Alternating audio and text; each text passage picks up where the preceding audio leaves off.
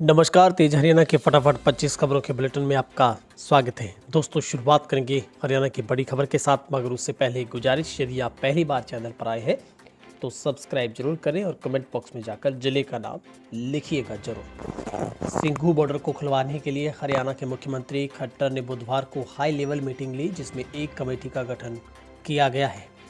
किसान मोर्चा से बातचीत करके रास्ते को खुलवाने की कोशिश की जाएगी। चंडीगढ़ में सीएम निवास में ये बैठक हुई, जिसमें मुख्यमंत्री, गृह मंत्री अनिल विज समेत उच्च अधिकारी मौजूद रहे।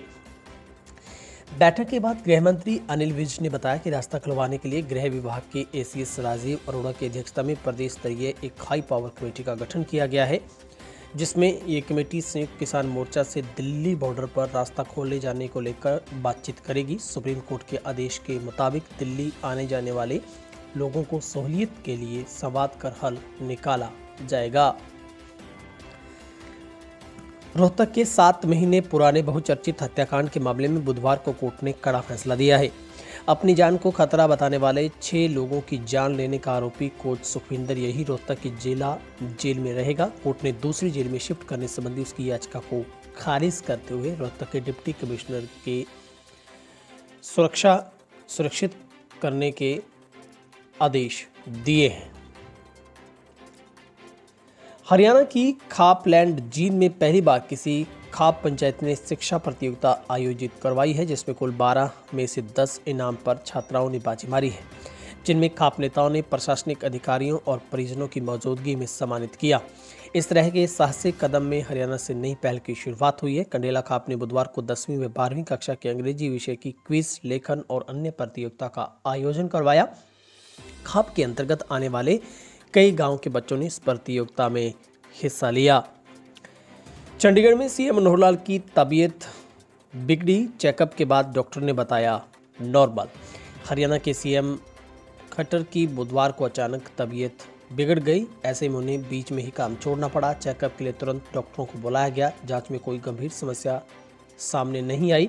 ऐसे में फिलहाल डॉक्टर्स ने उन्हें आराम करने की सलाह दी है। मोदी सरकार में मंत्री व गुरुग्राम से सांसद राव इंद्रजीत सिंह ने विपक्ष को तीखा जवाब दिया है। बुधवार को राव रेवाड़ी में वकीलों के चैम्बर्स का उद्घाटन करने पहुंचे थे। इसी दौरान बीते दिनों कांग्रेस के विधायक चिरंजीव राव के बयान का जवाब देते हुए राव इंद्रजीत सिंह ने कहा कि मैं कोई का मेंढक नहीं जो अपनी संसदीय क्षेत्र तक सीमित रहूं। मुझे अपने ही संसदीय क्षेत्र तक सीमित न रहकर हैसियत दिखाने की जरूरत नहीं है। हम आगे भी हरियाणा के कोने कोने में शहीदों को याद करेंगे। दरअसल 23 दिसंबर को हरियाणा के झज्जर जिले में पटौदा में महान क्रांतिकारी राव तुलाराम के शहीदी दिवस पर केंद्रीय मंत्री राव इंद्रजीत सिंह एक बड़ी रैली करने जा रहे हैं। हिसार जिले के हांसी शहर में एक बुजुर्ग मजदूर की हत्या कर दी गई है। बताया जाता है कि उसका शव एक होटल के पास चारपाई पर मिला। होटल के कारिंदों की जब नजर पड़ी तो उन्होंने सिर पर गहरा घाव देखा। आशंका जताई जा रही है कि शराब पीने के बाद मामूली कहासुनी के चलते सिर पर वार कर चोटें मारी गई है। पुलिस ने शव को पोस्टमार्टम के बाद परिजनों को सौंप दिया है। पानीपत में ई रिक्शा को चार्जिंग से हटाते वक्त करंट लगने से एक शख्स की मौत हो गई। करंट लगने से बेसुध हो जाने पर परिवार वाले उसे हॉस्पिटल ले गए, जहां डॉक्टरों ने उसे मृत घोषित कर दिया। मरने वाले का नाम तेजपाल है। 30 साल में पानीपत की वधावा राम कॉलोनी में रह रहा है। उसके परिवार में पत्नी के अलावा 4 बच्चे शामिल हैं। बीजेपी के वरिष्ठ नेता व हरियाणा ओलंपिक संघ के प्रदेश महासचिव विजेंद्र लोहान ने नारनौंद नगरपालिका के पार्षद पद से इस्तीफा दे दिया है। साथ ही उन्होंने ये भी ऐलान कर दिया है कि जब तक भारतीय जनता पार्टी किसानों की मांगों को पूरा नहीं करेगी, तब तक बीजेपी के किसी भी लाभ के पद को ग्रहण नहीं करेंगे। क्योंकि मुझे ये लगा है कि एक तरफ लोग किसान दोनों के पक्ष में अपने पद छोड़ रहे हैं, मैं खुद किसान होते हुए बीजेपी की तरफ से मनोनीत पार्षद तक का पद ग्रहण कर रहा हूँ, ठीक नहीं, इसलिए उन्होंने अपना पद छोड़ दिया। हरियाणा कर्मचारी चयन आयोग एसआई भर्ती की परीक्षा 26 सितंबर को ही लेगा। आयोग की ओर से पेपर की टाइमिंग में बदलाव किया गया है। पुरुषों के लिए अब परीक्षा का समय सुबह 9 से 10:30 बजे तक, जबकि इवनिंग में होने वाली एसआई महिला की परीक्षा के समय में कोई बदलाव नहीं है। दिल्ली से सटे बहादुरगढ़ में सीआईए दिल्ली टीम ने डोडा पोस्ट की बड़ी खेप पकड़ी है। अंतर्राज्यीय गिरोह से जुड़े 3 तस्करों को भी गिरफ्तार किया है। ये खेप ट्रकों के जरिए राजस्थान के चित्तौड़गढ़ से लाई गई थी, दिल्ली में पहुंचनी थी, जिससे पहले ही पुलिस ने उन्हें काबू कर लिया। पुलिस ने दोनों ट्रक ड्राइवरों के अलावा खलासी को भी काबू किया है। आरोपियों के खिलाफ बहादुरगढ़ सदर थाना में मामला दर्ज किया गया। तीनों के कब्जे से 101 किलो 370 ग्राम डोडा पोस्त बरामद हुआ है। हरियाणा के सोनीपत जिले में एक महिला सब इंस्पेक्टर के साथ छेड़छाड़ और दुष्कर्म करने के प्रयास का मामला सामने आया है। आरोप थाने के ही एक एएसआई पर लगे हैं।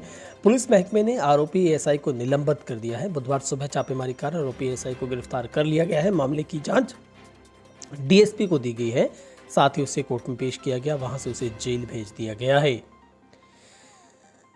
हरियाणा के परिवार पहचान पत्र सरकार की महत्वाकांक्षी योजना है, जिसके माध्यम से हर पात्र परिवार को सभी सरकारी योजनाओं में सेवाओं का लाभ मिलेगा। उन्होंने कहा कि सरकार अंत्योदय की भावना से ये योजना लेकर आई है। मुख्यमंत्री ने कहा कि इसलिए सभी विभागाध्यक्ष 1 नवंबर तक अपने विभागों की स्कीमों व सेवाओं को इस योजना से जोड़ना सुनिश्चित करें। मुख्यमंत्री संबंधित विभागाध्यक्षों के बैठक की अध्यक्षता कर रहे थे। मुख्यमंत्री ने कहा कि परिवार पहचान पत्र बनाने की ऐसी योजना बनाने वाला हरियाणा देश का पहला राज्य है। अभी तक इस योजना के देश ही नहीं बल्कि विदेश में भी शुरू नहीं किया गया। ये सरकार की एक फ्लैगशिप योजना है, जिससे सरकार उन पात्र परिवारों तक पहुंचेगी जो सरकार की योजना का लाभ पाने के लिए असल के हकदार हैं।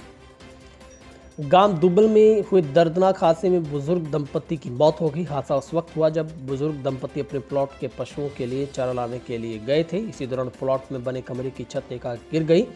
मलबे के नीचे दबने से दोनों की दर्दनाक मौत हो गई। हादसे का पता चलने पर परिजनों और आसपास के लोग मौके पर एकत्र हुए। मलबे को हटाकर बचाने का प्रयास किया, लेकिन तब तक जान जा चुकी थी। हरियाणा सरकार ने राज्य में वर्ष 2021-22 के हेतु विकास कार्यों के डिस्ट्रिक्ट प्लान स्कीम का करीब 365 करोड़ रुपए का फंड जारी कर दिया है। इस फंड में प्रदेश में स्थानीय स्तर पर पानी, पीने के पानी, शिक्षा, बिजली, स्वास्थ्य, परिवार कल्याण, सिंचाई, गैर पारंपरिक ऊर्जा स्रोत और सामुदायिक भवन, पुल, सड़क, गलियां, सफाई, जन स्वास्थ्य, खेल, पशु देखभाल, महिला एवं बाल विकास सेवाओं के अलावा बागवानी के कार्यों पर धन खर्च किया जाएगा। ये जानकारी हरियाणा के उप मुख्यमंत्री दुष्यंत चौटाला की ओर से दी गई है। इनेलो के प्रधान महासचिव इलाहाबाद से पूर्व विधायक अभय चौटाला ने कहा है कि देश के पूर्व उप प्रधानमंत्री चौधरी देवीलाल की 108वीं जयंती पर जींद में आगामी 25 सितंबर को होने वाली सम्मान दिवस रैली के दिन ही प्रदेशवासी हरियाणा में इनेलो की अगली सरकार की नींव रखेंगे। उसी मन से देश में तीसरे मोर्चे के गठन की प्रक्रिया होगी, जहां पर उन्होंने एक विशेष वार्ता में कहा कि आज उन्होंने तमाम जिला के प्रधानों, जिला प्रभारियों, हल्का प्रभारियों व पार्टी के सभी प्रकोष्ठों के संयोजकों की एक महत्वपूर्ण बैठक ली है। अभय चौटाला ने कहा कि जिनमें होने वाली ये एक सम्मान दिवस रैली पिछली सभी रैलियों के रिकॉर्ड को ध्वस्त करेगी। हरियाणा के स्वास्थ्य विभाग के अतिरिक्त मुख्य सचिव राजीव अरोड़ा ने पलवल में हुई मौतों की जानकारी देते हुए बताया कि 12 सितंबर 2021 को रैपिड रिस्पांस टीम ने इस प्रकोप की जांच के लिए प्रभावित क्षेत्र का दौरा किया, जहां मौतों की सूचना मिली थी। वहां घरों का सर्वेक्षण भी किया गया। उन्होंने बताया कि होने वाली 5 मौतों में से 2 बच्चों की उम्र जो 5 साल से कम आयु के बच्चों को निमोनिया से और 3 मौतें 5 साल से अधिक उम्र के बच्चों की हुई। एक लड़की जिसका नाम अमनसा है और आयु 3 साल है, जहां पर बुखार, पानी से भरा मल और उल्टी संदिग्ध डिप्थीरिया के रूप में निदान हेतु भर्ती है।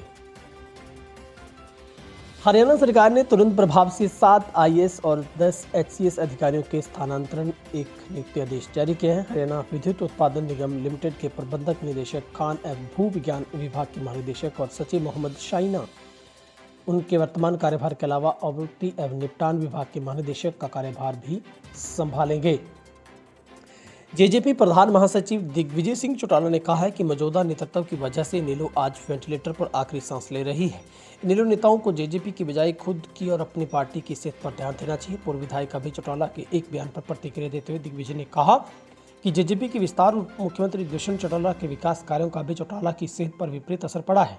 उनकी शुगर बार बार बढ़ रही है। दिग्विजय चौटाला ने कहा कि भले ही अभय सिंह कहते हो कि इनेलो की रैली दिखाकर जेजेपी नेता हॉस्पिटल पहुंच जाएंगे, लेकिन हम अभय सिंह की तंदुरुस्ती की कामना करते हैं।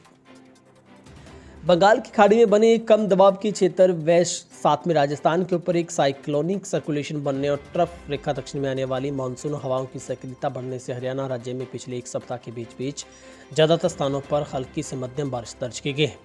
हरियाणा राज्य में 1 जून से 7 सितंबर तक भारत मौसम विज्ञान विभाग के आंकड़ों के मुताबिक 505 मिलीमीटर बारिश दर्ज हुई है, जो कि सामान्य बारिश से 21% अधिक हुई है। वहीं पर हरियाणा राज्य में मौसम 21 सितंबर तक आमतौर पर परिवर्तनशील रहने और अगले 3-4 दिनों में उत्तर व दक्षिण हरियाणा में कहीं कहीं हल्की बारिश की संभावना है। कुरुक्षेत्र विश्वविद्यालय स्नातक MA और MSc MCOM व PG डिप्लोमा व सर्टिफिकेट कोर्सों के दाखिले की अंतिम तारीख बढ़ा दी गई है। MA MMC व MCOM बिना किसी विलंब शुल्क के 27 सितंबर और PG diploma, advance diploma, diploma और सर्टिफिकेट कोर्स में 18 अक्टूबर तक आवेदन कर सकेंगे।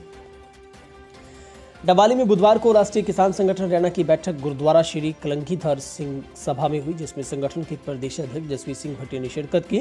उन्होंने बताया कि 27 सितंबर को भारत बंद की कॉल का समर्थन करते हैं और पूर्णतः बंद करवाने का आह्वान किया, जिसको लेकर रणनीति बनाई गई है। इंद्री के सामुदायिक स्वास्थ्य केंद्र में उस वक्त सनसनी फैल गई जब परिसर में झाड़ियों के बीच अलग अलग हिस्सों में भ्रूण मिला। स्वास्थ्य अधिकारियों ने तत्काल सूचना के बाद पुलिस को बुलाया।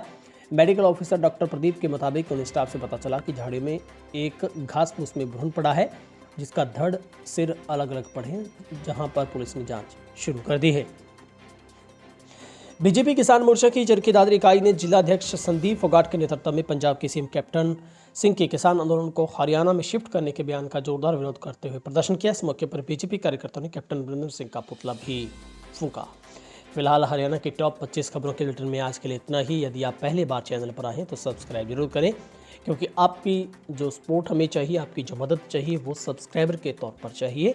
और आप इतना प्यार देते हैं, बहुत बहुत शुक्रिया। लगातार आपके सुझाव मुझे कई साथियों के मिलते हैं कि इसमें विजुअल साथ में आना चाहिए, तो हम कोशिश करेंगे आने वाले एक सप्ताह के भीतर इस बुलेटिन को बहुत शानदार बनाएंगे, साथ में विजुअल भी चल पाएँ। और कुछ साथियों के कमेंट्स आते हैं कि थोड़ा और वे ऑफ टॉकिंग, तो मेरी कोशिश है, लगातार मेरे को और भी खबरों में रहना पड़ता है, तो उन खबरों का अंदाज़ और इस खबर का अंदाज में फ़र्क है। मैं कोशिश करूंगा 25 खबरों को 25 के अंदाज में बोलने की। बहुत बहुत शुक्रिया, आपका दिन शुभ रहे।